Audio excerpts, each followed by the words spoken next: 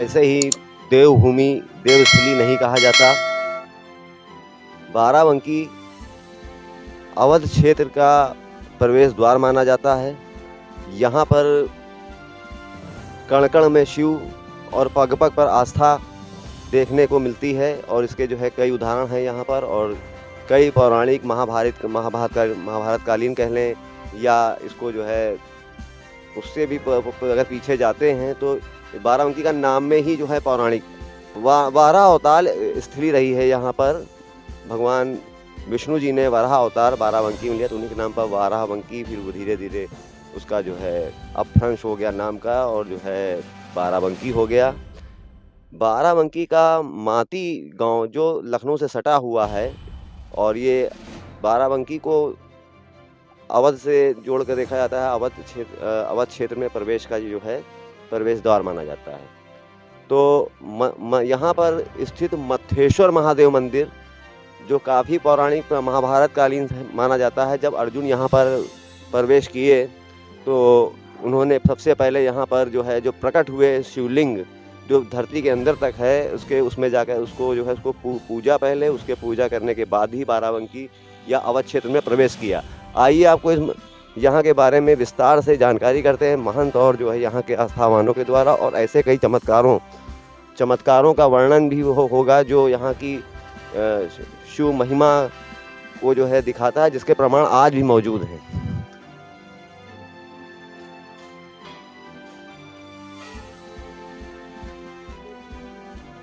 आइए हम अंदर प्रवेश कर चुके हैं यहाँ पर।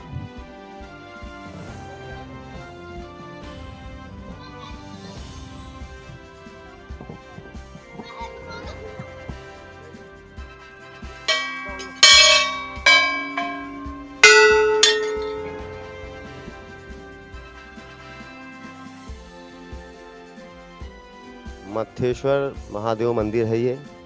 इसके प्रांगण में हम प्रवेश कर चुके हैं।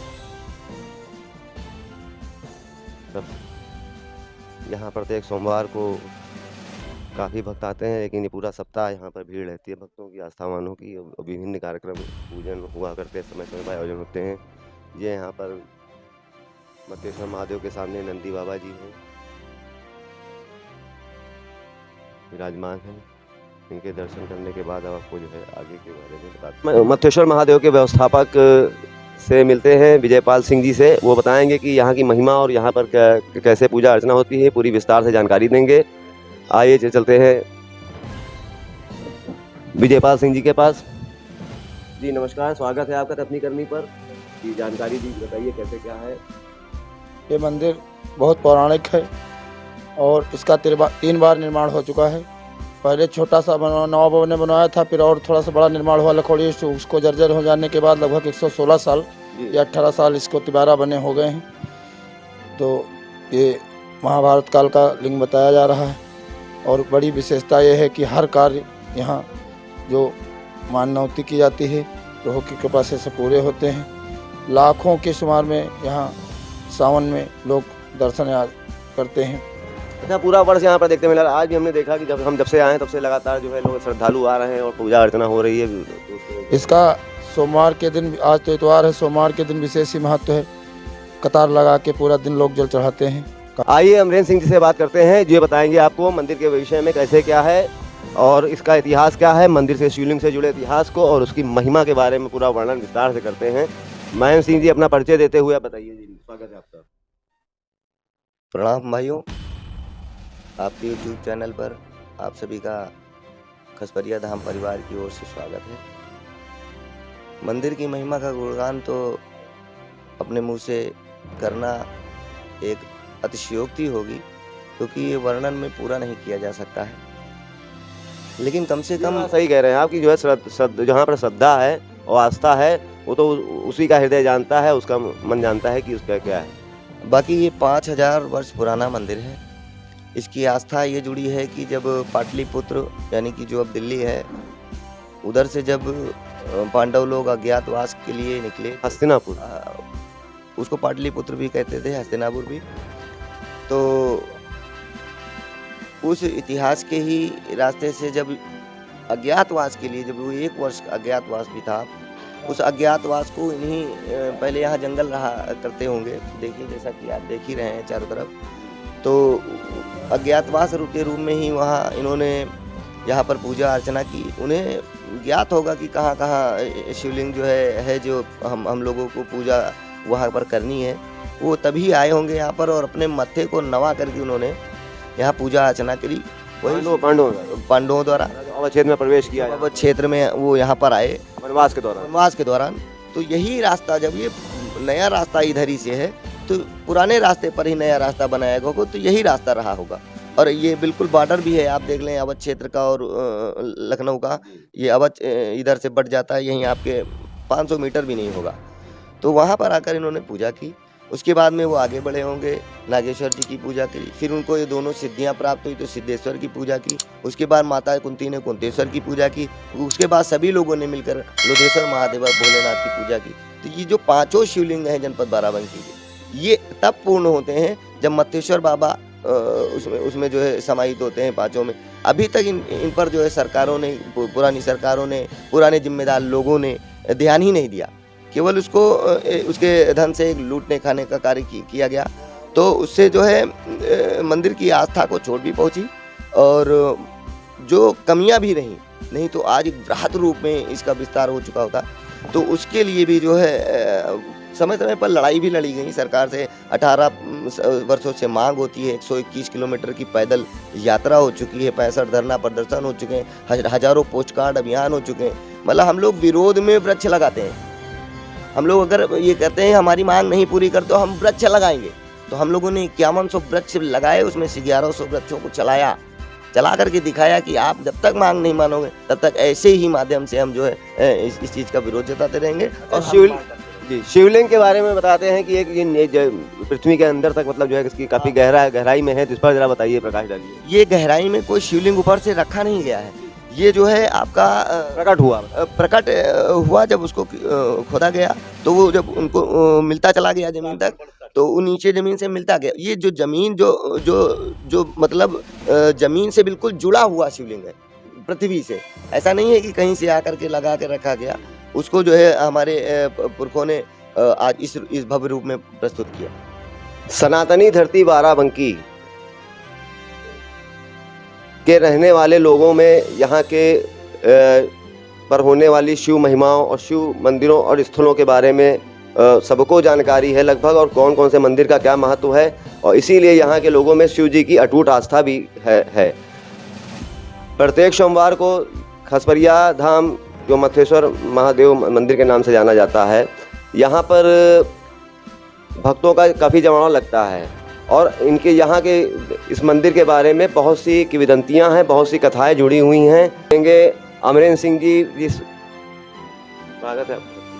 नमस्कार।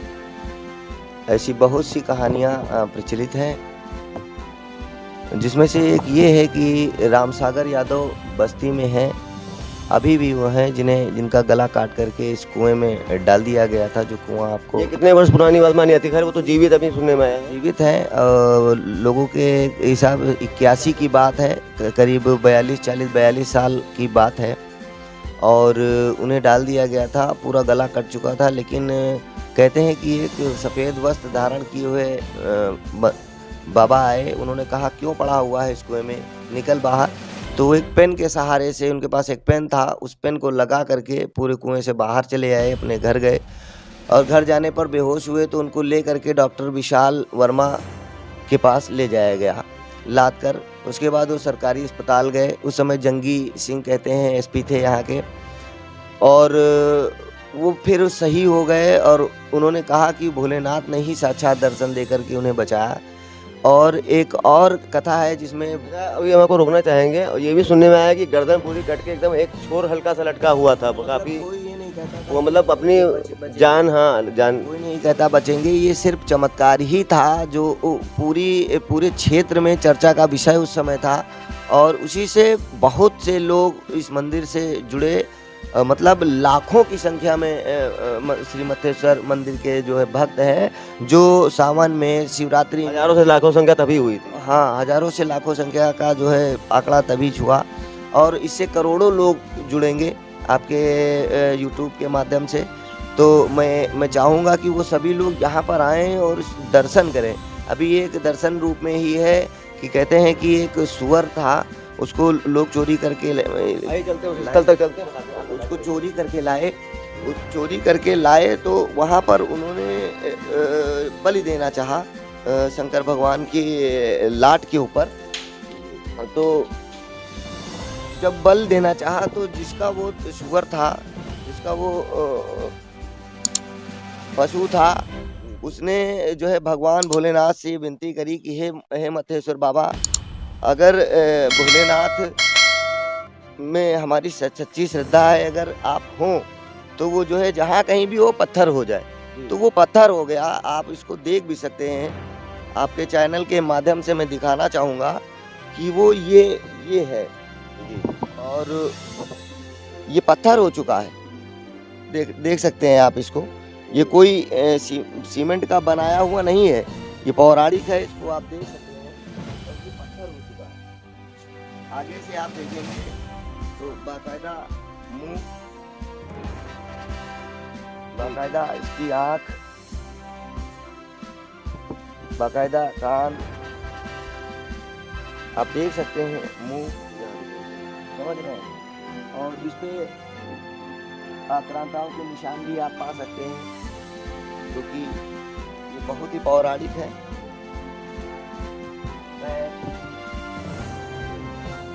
एक साइड में बैठे हुए आप सब देख सकते हैं, और आप इसको नाप सकते हैं।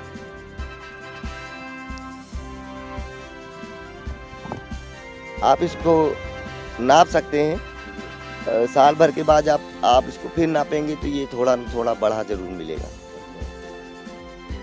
जी। मतलब प्रत्येक वर्ष एक बार का साइज तो थोड़ा सा बढ़ जरूर जाता है। तो ये साक्षात है। अब हमको आप बताइए कि यहाँ के जो है और क्या क्या है, यहाँ कथाएं हैं। जैसे सुनने में आया यहाँ पर एक पानी है, मतलब जो ऐसा पानी उस कुएं का कि जिससे पीने से जो है रोग ठीक हो जाते हैं, रोग नाश होता है, जो अंडिस होता है। आइए हम वहाँ चलते हैं। लेकिन उसकी जो है देख रेख में वो जो है खराब पड़ा हुआ है, आपको हम वो भी दिखाते हैं। देख रेख के अभाव में जो है, हाँ, और हमारी मांग है उसको सही किया जाए, उसका जीर्णोद्धार। यहाँ पर बहुत से श्रद्धालु और भी हैं, और यहाँ पर आस्थावान है जो यहाँ के निवासी भी हैं, और यह मंदिर के में अपना सहयोग प्रदान करते रहते हैं। इनसे बारी बारी में इनका नाम अपना ये बताएंगे और अपना जो है बताएंगे यहाँ के बारे में क्या विशेषताएं हैं। जी आप। हाँ भैया, यहाँ पर जो आपका नाम क्या है? ननकाऊ बाबा नाम है। यहाँ पर जो है मतलब तनी बातों विश्वास आता है, जो चीज़ है वह सच्चाई है, चल नहीं रही है। यहाँ जो दान पत्र रखे लोग बाहर जो लेके अपने लगा लेते हैं, वो लाग सब मंदिर नाम आया तो मंदिर में लगे, उसमें उतना खाओ कि मतलब आपो चलो उसका आश्रम भी देखो। तो यही आप लोग बुझाने की कोशिश कर रहे हैं, ये चीज़ें ना अब मतलब आपको जो है बहुत कष्ट हो रहा है इन सब चीज़ों से जो मंदिर के इससे कर रहे हैं। जी भैया, आपका परिचय? मेरा नाम हरिकेश रावत। तो 15 साल से यहाँ जुड़ा हुआ हूँ मंदिर से। पुजारी जी थे हमारे, वो ख़त्म हो गए। अक्सर करके हम यही देख रहे हैं कि यहाँ व्यवस्था सही नहीं रहती है। जो भी कमेटी भी बनती है 3 साल से बनी हुई है, यहाँ का रख रखाव हर चीज़ सही नहीं है। अवस्था का बोलबाला है आपका कहना? जी। जी भाई साहब, आपका नाम क्या है? नाम हमारा विकास सिंह बिक्की है जी। इस मंदिर की पौराणिक कथाएं हैं, बहुत भव्य और पुराना मंदिर है ये शिवलिंग ज़मीन से निकली हुई शिवलिंग है। इसको अंग्रेज़ों ने खुदवाया था शिवलिंग को, तो इसका आकार नीचे जितना खुदवाते जाए उतना बढ़ता गया। अंग्रेज़ लोग खुदवाने आए थे, नहीं खोद पाए, छोड़ के चले गए। फिर इस शिवलिंग का इसी गांव के एक किसान ने, इसकी खोज कैसे हुई? इस गांव का एक किसान, यहाँ खेती होती थी, वो अपना कुदाल से अपना खेत गोड़ रहा था। खेत गोड़ते समय उस शिवलिंग में कुदाल लग गई, जिसे लोग बाग कहते हैं मतलब कि ब्लड भी निकलने लगा था। अलग अलग कहानियां हैं। हाँ, उस शिवलिंग से ब्लड भी निकलने लगा, जीवित शिवलिंग। जीवित शिवलिंग।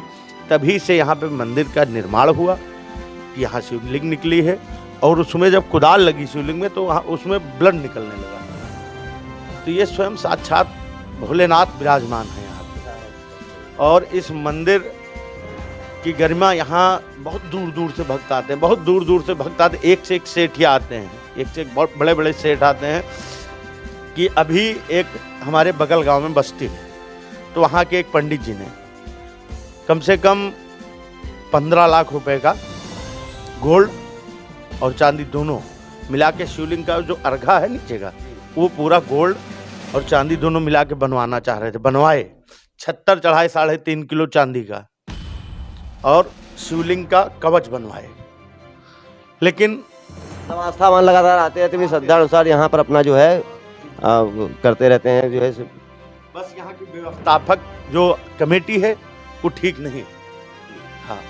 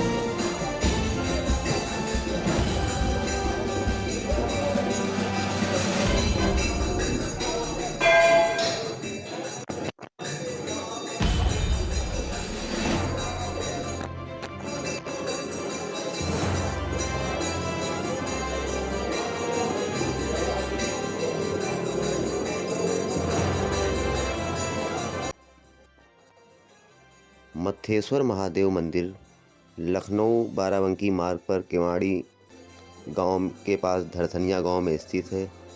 यह शिवलिंग दिन में 3 बार रंग बदलता है।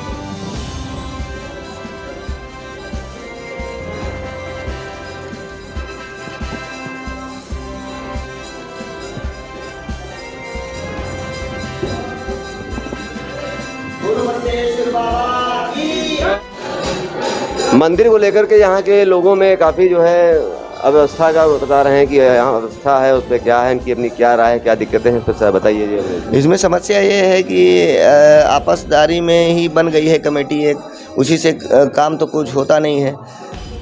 सामाजिक कमेटी बने, कम से कम 50 गांव की न्याय पंचायत है खसपरिया धाम, तो सभी बुजुर्गों को लेकर के इसमें कमेटी, उनको अध्यक्ष और सारे पद दिए जाएं, और जो नवयुवक लोग हैं उनके नीचे काम करें, तभी ही इसका विस्तार हो सकता है।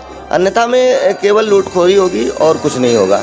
और मैं ये कहना चाहूँगा, बाकी जो धन की व्यवस्था की बात है, तो उसके लिए हम लोग पिछले 18 सालों से पर्यटन की मांग सरकार से करते रहे हैं। उसके लिए जो है कि इसको पर्यटन घोषित किया जाए, तो उसके लिए करीब 89,36,000 रुपये का पर्यटन विभाग से बजट जो है सैंक्शन हुआ है। और हमारे डीएम साहब के द्वारा अनुमोदन करना है, लेकिन वो किस वजह से रोके हुए हैं अभी तक उनको। ये आपके खसपरिया धाम मातवेश्वर महादेव क्यों के लिए आया? सिर्फ यहाँ के लिए, मंदिर की व्यवस्था के लिए आया है। बहुत अच्छी बात वो जब वो आएगा तो उससे जो है व्यवस्था अच्छी होंगी और अच्छी सुचारू रूप से चलेंगी। तो हमारी एक मांग ये भी है कि इसको जल्द से जल्द पर्यटन स्थल घोषित कर दिया जाए, ताकि जो कम से कम 10 करोड़ रुपए का बजट है, जब पूरी पंचायत पे लगेगा तो चारों तरफ हमारी ये पंचायत लहलाती हुई उत्तर प्रदेश में खसपरिया धाम जो है, जब लोग अवध धाम की तरफ जाएंगे तो हम लोग यहाँ पर उनका नमन करते हुए मिलेंगे अपनी पंचायत में और उनका स्वागत करेंगे। जो बाहर से, विदेश से जो लोग सैलानी लोग आएंगे उसका हम लोग स्वागत करेंगे। इसलिए इसको पर्यटन स्थल घोषित किया जाए और कम से कम 10 करोड़ रुपए का बजट तुरंत दे करके इसको विकास की मुख्य धारा से जोड़ने का काम मुख्यमंत्री जी करें, क्योंकि वही कर सकते हैं और कोई नहीं कर सकता। यही मेरी मांग है।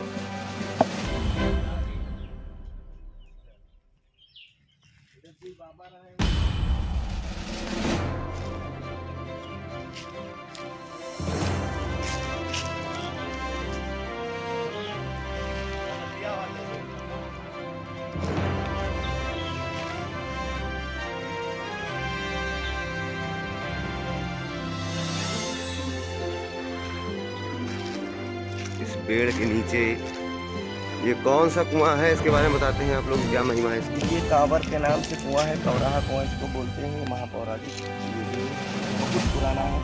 इसमें अगर आपको पीलिया वगैरह होती है तो इस बीमारी से बचाव है। लेकिन इसका जो है काफी गंदा है। गंदा है, देख रेख की वजह से जो है,